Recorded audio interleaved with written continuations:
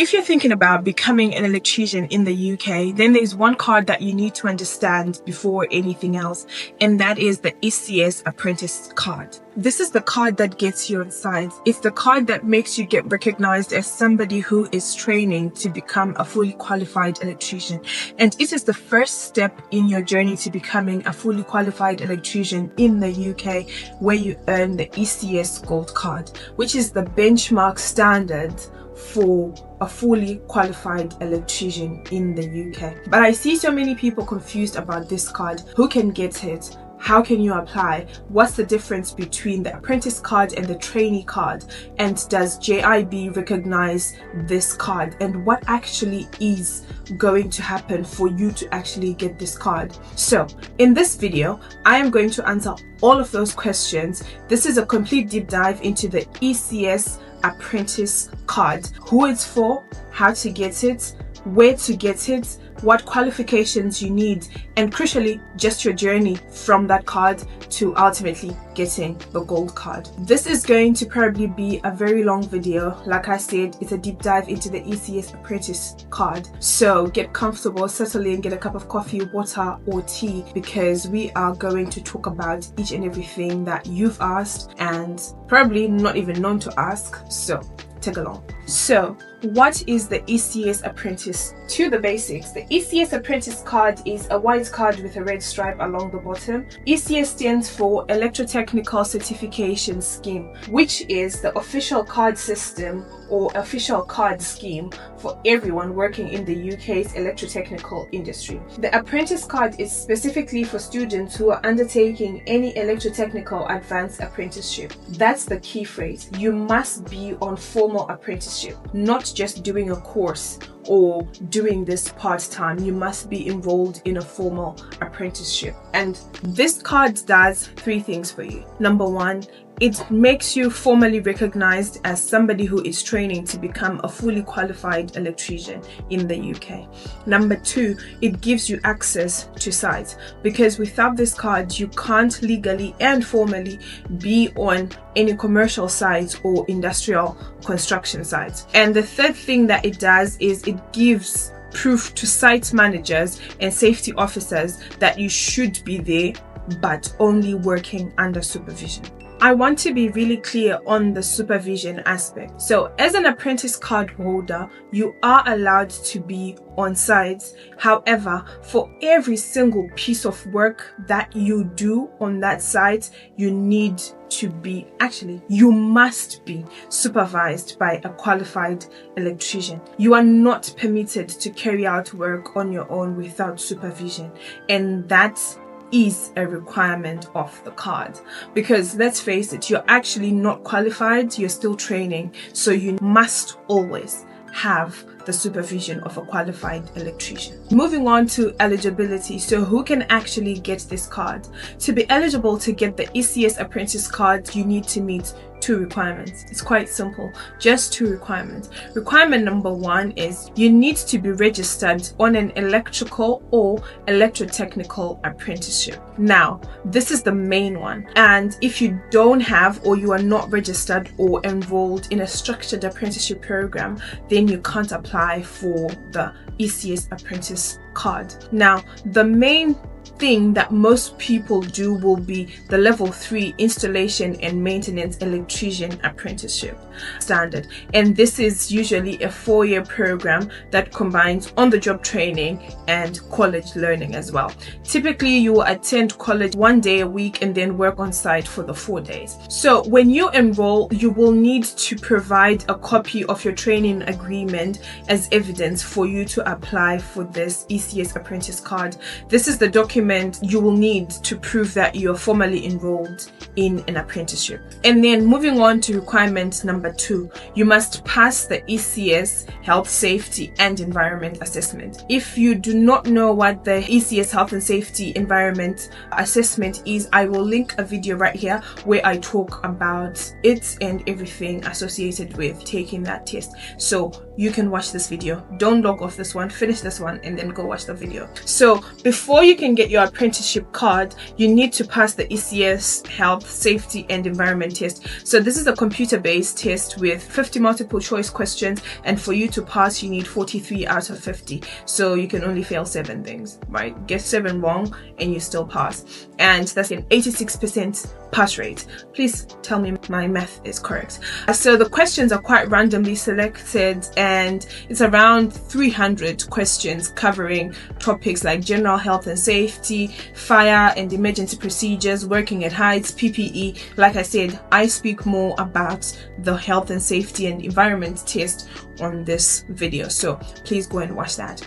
Now, here's something really important that catches people out. For direct apprentice card applications, there are no exemptions from the ECS Health, Safety and Environment assessment. Even if you hold other health and safety qualifications, you still need to sit and pass this specific ECS assessment. And just to be clear, the CITB or CSCS health and safety test is not accepted.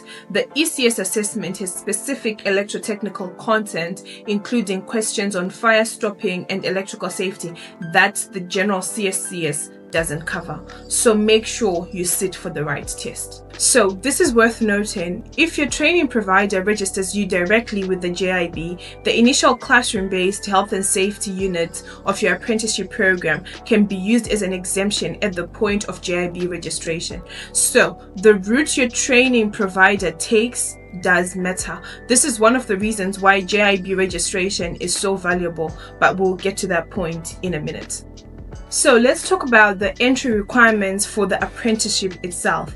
Now, the ECS card requirements and the apprenticeship entry requirements are separate. So for you to get onto any electrical apprenticeship, you typically need your GCSEs at a grade 4 or above in math and English, or in equivalent level 2 functional skills qualification. So for some providers or like some training schools will still accept lower grades if you commit to achieving your functional skills level 2 during your first year. You also need an employer to support your apprenticeship. You must be employed in a relevant role. So look at companies that offer apprenticeship programs and then apply to those companies. Then they will take you through the apprenticeship, the apprenticeship program. And there's also, like in the UK, there's no upper age limit for starting an apprenticeship, and there is an age limit. So in the UK, there's no age limit to starting an apprenticeship, but there is upper age limit. There is a lower age limit. You need to be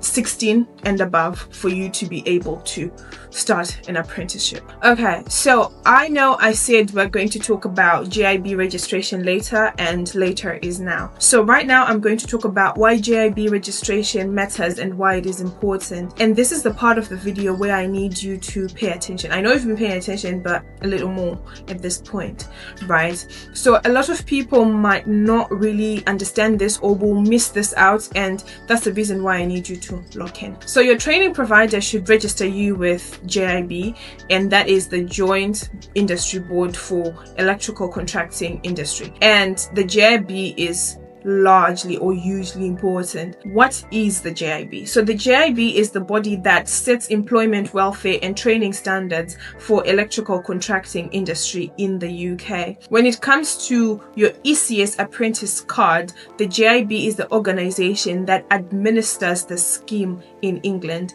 Wales and Northern Ireland. And then in Scotland, it's administered by SJIB, which is the Scottish Joint Industry Board. The requirements are the same, but you apply through a different route. So what does JIB registration actually give you? So when your training provider registers you with the JIB as an apprentice, you get a whole package of benefits. Let me walk you through the main ones, because if I was to go through every bit of it, then we'll be here for 3 hours. So the main benefits of being JIB registered are: number 1, you get your ECS Apprentice card.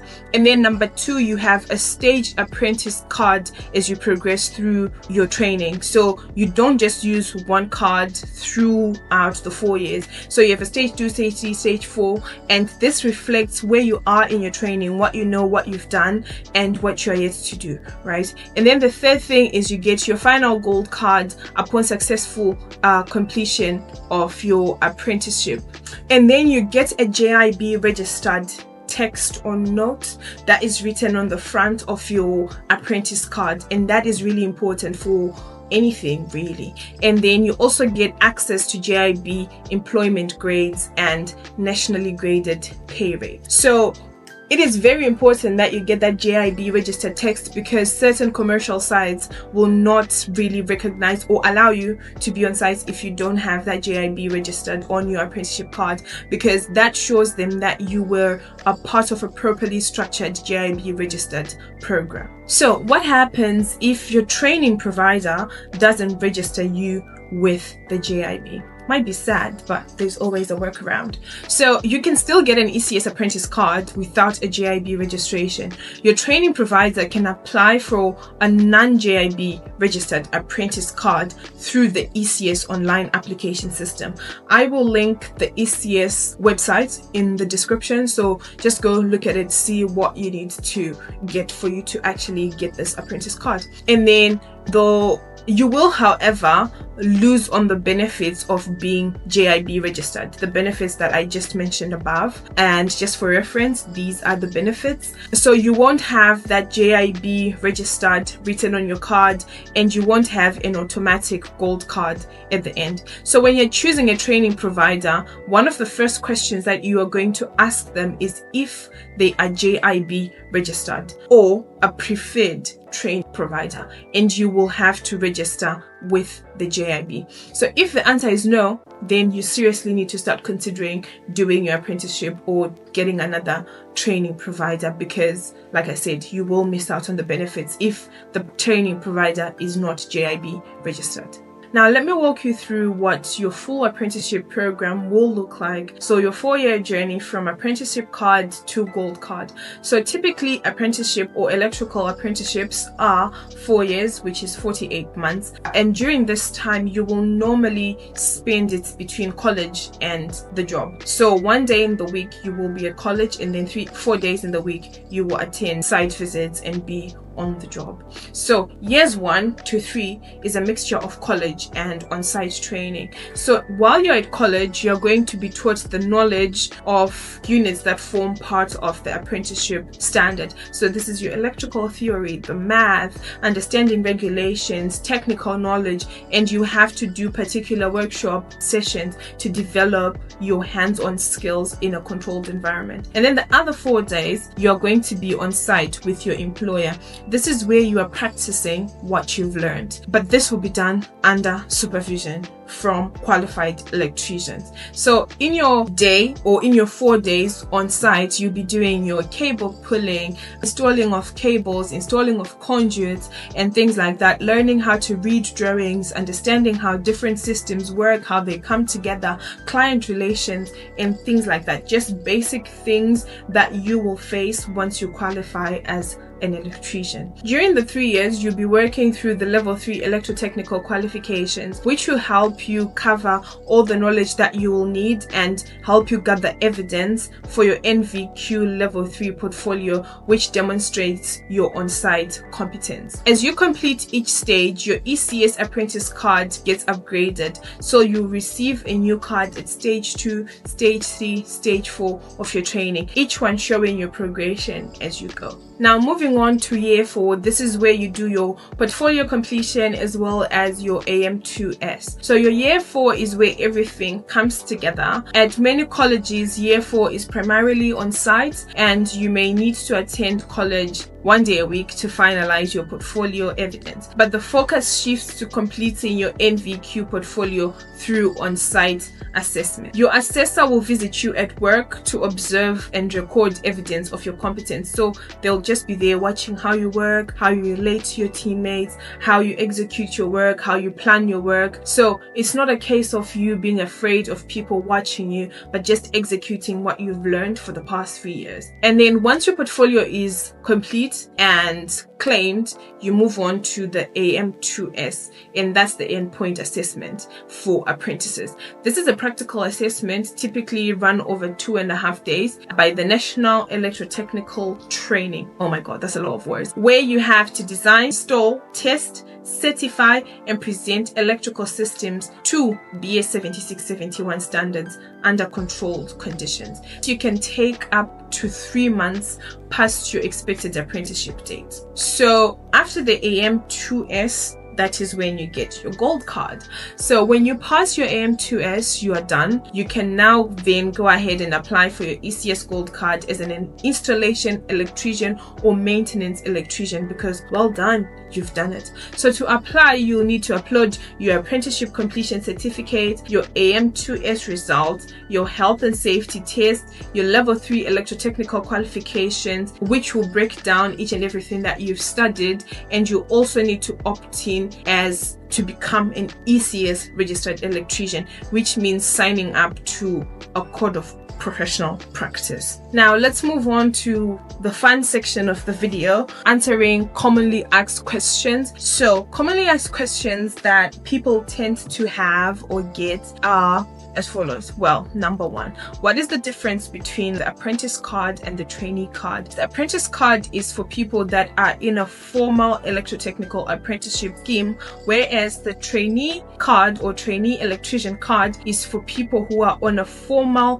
JIB industry training program that leads to the gold card, but they are not on the traditional apprenticeship, if that makes sense. And then the second one is, what about pre-apprentice card? So the difference between an apprentice card and a pre-apprentice card is the pre-apprentice card exists for that probationary period before you're formally starting your apprenticeship. So if an employer wants to give you a trial to see if you would be a good fit for the apprenticeship program, you will have a pre-apprentice card. So the next thing that people tend to ask is, what if I'm on a T level? So if you're a student on a T level in areas like building services engineering, electrotechnical engineering, or digital infrastructure, or you need to do an industry placement, then you get the ECS industry placement card, not the apprentice card. It's valid for 3 years. And then the next thing is, can I work on site with just the apprentice card? Yes, you can, but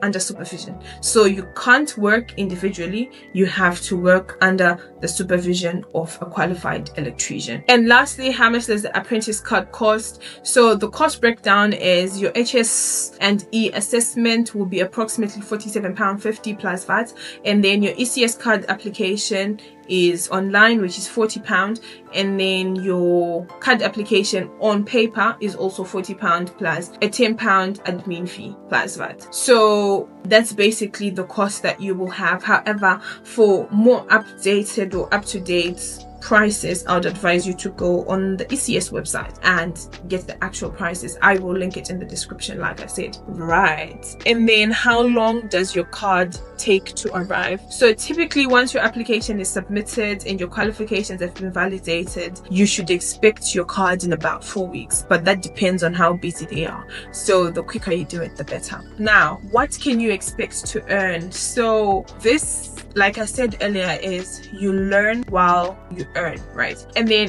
what you earn as an apprentice will depend on the company or the employer that has hired you. So obviously you are going to earn minimum wage and above, but where exactly you land will depend on the company that has hired you. So I'm not going to give you figure. I can just direct you to job boards or company career web pages where you can look at their apprenticeship programs or apprenticeship adverts, see what the see what the wage is, or what the pay is, what the salary is. Oh my god, why did I say price? Yeah, and then take it from there, right? So I think I have spoken a lot. I've said a lot of words, and I think it's not exhaustive, obviously. However, I've said enough to get you going. And if you want more information, you can obviously go to the ECS website, go look for training providers, employers. They will give you all this information as well. And if you are interested in registering yourself as a qualified electrician in the UK, or just getting an ECS card at whatever level, then this is the series to watch out for, or the playlist to watch out for, because I am doing an ECS card deep dive, and this this is just the first video. So stay tuned for the next one, which is going to be the ECS Laborer Card. Now, if you're watching this and thinking about starting an apprenticeship, then do it, because that is a genuine skill shortage in the UK. The UK needs about 100,000 additional electricians by 2032, with the updated apprenticeship standard now including EV, solar chargers, battery storage. You'll be coming into the trade with skills that are going to be in massive demand. So if you've ever thought about doing it, and then in the next video, like I said, I will be talking about the electrical laborer card, which is the other main entry point into the industry, especially if you're not going down the apprenticeship route and if you're coming from overseas. This could be the way that you do it. So make sure you're subscribed, you've hit the like button, you've hit the bell notification, so every time I post you're notified and you won't miss it. And I will see you in the next video. But if you feel like sticking around for a little bit, obviously watch this video where I talk about the health, safety and environment test provided by ECS, what to expect and how you can pass it on your first trial. Or you can watch this video where I talk about how you can work in the UK as an electrician with overseas qualifications. As always, drop a comment below, tell me where you are, how you are starting, where you are in your journey. If you have any questions, ask, people will respond, I will respond, and we can always keep learning. Until next time.